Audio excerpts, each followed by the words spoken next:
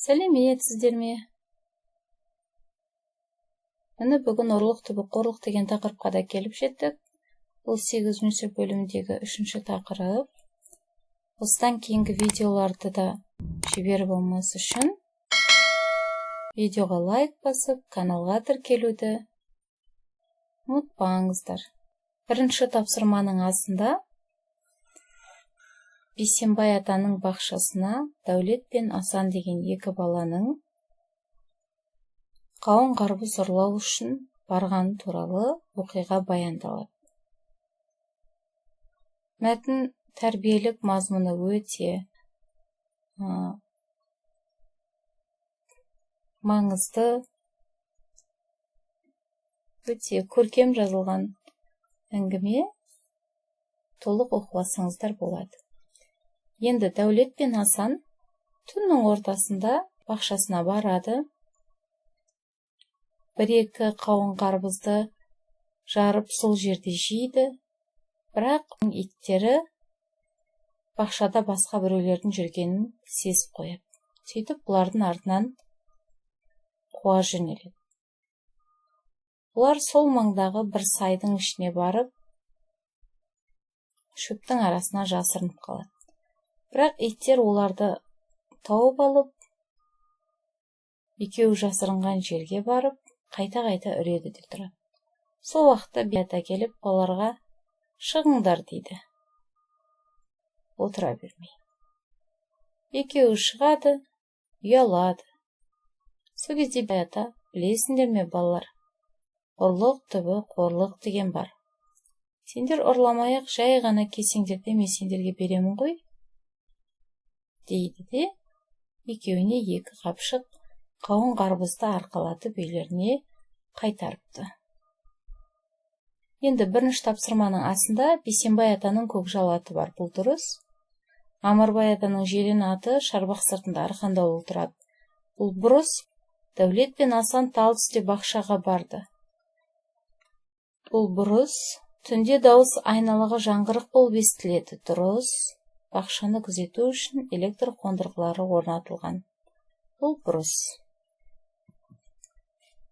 Бірінші тапсырманың әсінде мақал-мәтелдерді мәтінмен байланыстырып әңгімелеңдер дейді. Түйе ұрлаған да ұры, түйме ұрлаған да ұры.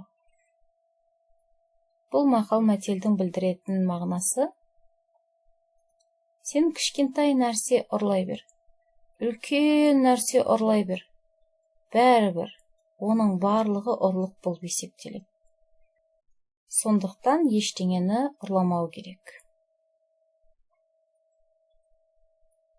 Екі бала мысалы бақшаға барды, олар бір-екі қауын қарбызды жарып жеді, бірақ ештеңе ала алмай сайдың ортасына барып жасырынды. Сонда да олар ұры деген атқа лайық болып қалды. Ұят болды бұлайша айтқан кезде. Сондықтан кішкентай нәрсені де, үлкен нәрсені де, әйтеуір біреудің нәрсесін алайын деп тұрған кезде ойлану керек. Ұрламаған дұрыс. Ұры басқаның малын жейді, өзінің арын жейді. Себебі оны ешкім көрмесе де, мысалы адамның істеп тұрған нәрсесін, ұрлығын ешкім көрмесе де, ол адамның жадынан ешқашан өшпейді. Бірде болмаса бірде қайта-қайта есіне келіп, ойына түсіп, оны мазалай береді. Міне сол жағдайға байланысты ұры басқаның малын жейді, өзінің арын жейді деген мақалды беріп қойыпты. Зат есімдердің септелуі бүгінгі грамматикалық тақырып. Септік жалғаулар деп отырғанымыз зат есімдердің мағыналарын түрлендіріп, оларды басқа сөздермен байланыстыратын жалғауларды айтамыз. Септік жалғаулар деп. Және бұны зат есімдердің септелуі деп атаймыз. Қазақ тілінде шет септік бар, атау септік, ілік септік, барыс септік, табыс септік, жатыс септік, шығыс септік және көмектес септік. Бүгінгі сабақта біз осының алғашқы төртеуі туралы айтатын боламыз. Енді біз өткен сабақта да айттық, жалғаудың төрт түрі де септік жалғау, көптік жалғау, тәуелдік жалғау және жіктік жалғау. Олардың барлығы зат есімдерге ғана қатысты.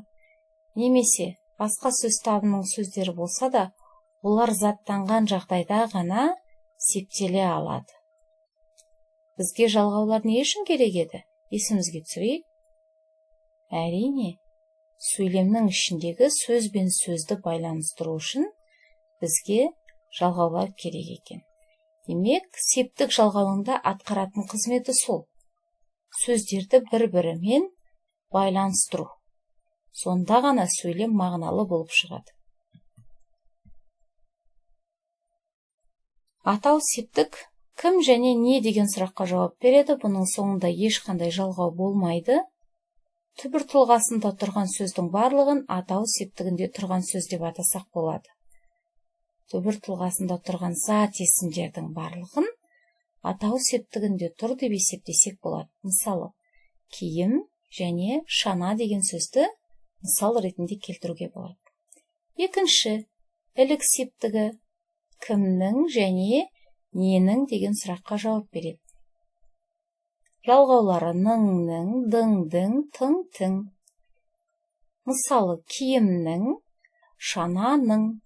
Егер сөз жуан болса жуан, жіңішке болса жіңішке, жалғау жалғаймыз. Үшінші, барыс септік. Барыс септік деген жалпы септікке қатысты атаулардың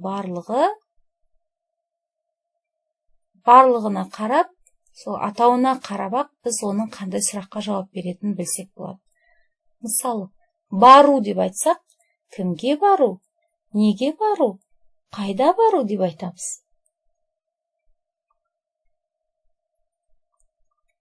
Сондықтан барыс септігі ға-ге, қа-ке және на-не деген жалғауларға ие болады. Және ол бағытты білдіреді. Бір жаққа қарай бара жатқанын білдіреді. Немесе бір нәрсеге бағытталып тұрғанын білдіреді. Киімге, шанаға.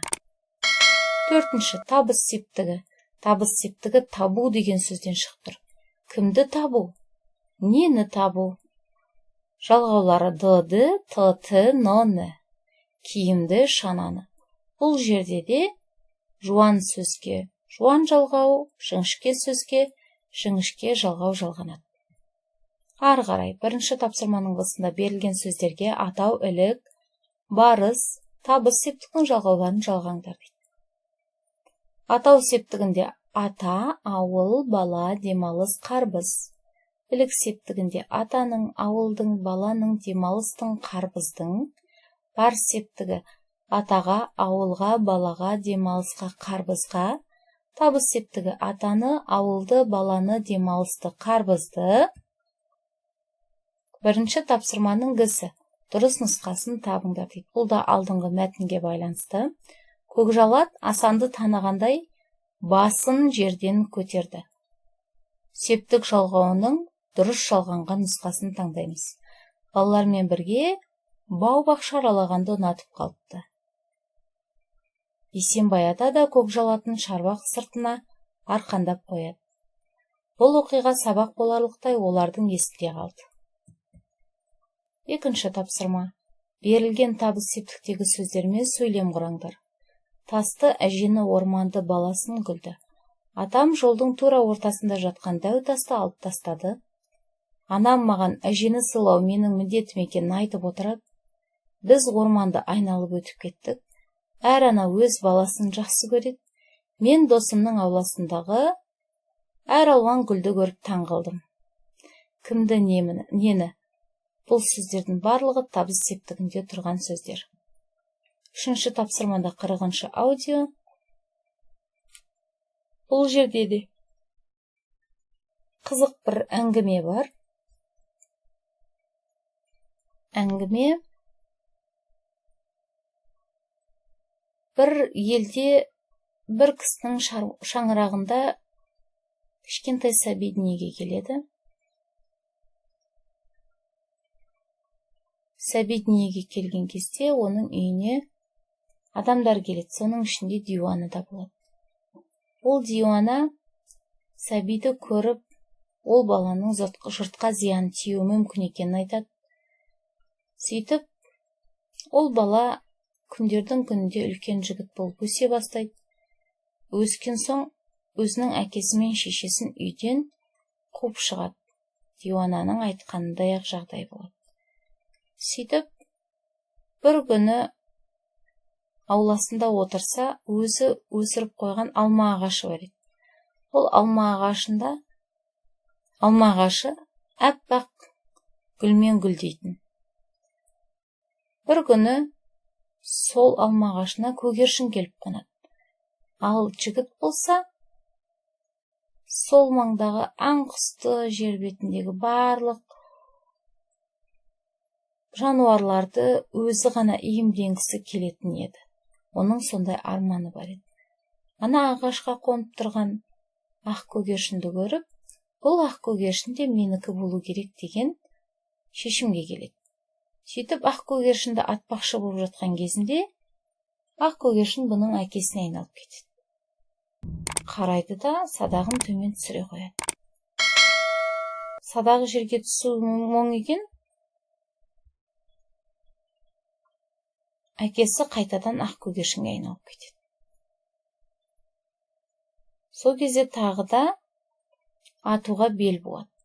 Осылайша келесі сәтте ол әкесі отырса да оны атып салады. Сол кезде ағаштың басынан әкесі жерге құлап түсті дейді. Және оның қаны алма ағашының гүліне шашыраған екен дейді. Содан бастап алма ағашы ешқашан әппақ гүл бермейтін болыпты дейді. Енді диуана сәбидің жұртқа зиян тиюі мүмкін екенін айтты. Бірінші сұрақтың жауабы: сараң бала не үшін ақ көгершінді атты? Ауласындағы ағашта қонақтап отырған ақ көгершінді өзінікі болуы тиіс деп есептейді. Құсты сол үшін атты. Үшінші, алма ағашы неліктен ақ гүл жармайды? Қарт әкенің қаны алма ағашының әппақ гүліне шашырайды. Содан бері алма ағашы ақ гүл жармайтын болыпты. Ақ көгершіннің ағаш басына қонақтамауына не себеп? Сол оқиғадан соң ақ көгершін алма ағашының басына еш уақытта қонақтамайтын болыпты. Сараң баланың арманы қандай? Ол дүниедегі барлық нәрсе менікі болса екен деп армандайды екен. Енді үшінші тапсырманың әсінде мәтінді қайта тыңдап 5 зат есім жазыңдар, ол сөздерді түбір мен қосымшаға ажыратыңдар дейді. Бірақ мен үлгіде берілген сияқты етіп жазбадым. Оны өздерің жазып аласыздар. Мен жай ғана талдап қойдым. Кісінің деген сөздің түбірі кісі, ның ілік септігінің жалғауы. Шілдеханаға түбірі шілде, хана сөз тудырушы жұрнақ, ға бары септіктің жалғауы. Жұртқа түбірі жұрт, зат есім, қа бар септіктің жалғауы. Құстардың түбірі құс, тар көптік жалғауы, дың кімнің ненің ілік септігінің жалғауы. Әкесінің түбірі әке, сі тәуелдік жалғауы. Үшінші жағы ның ілік септігінің жалғауы. Төртінші тапсырма: өлеңнен септік жалғаулар сөзді теріп жазыңдар. Әсінде өлеңнің тәуелдік жалғаулы сөздерді тауып жазыңдар дейді. Септік жалғаулы сөздерге айнаның, айнадан, суретін, аяғымен, пышақ, төзім, досқа, аюдың, адасқанның деген сөздерді алуға болады. Тәуелдік жалғаулы сөздерге перің, бөлелерім, сөзім және өзің деген сөздерді табуға болады. Осымен сабақ аяқталды. Одан кейін де видеоларды көру үшін видеоға лайк басыңыздар, каналға тіркеліп кетіңіздер, қоңырау белгісін қойып қойыңыздар. Сау болыңыздар.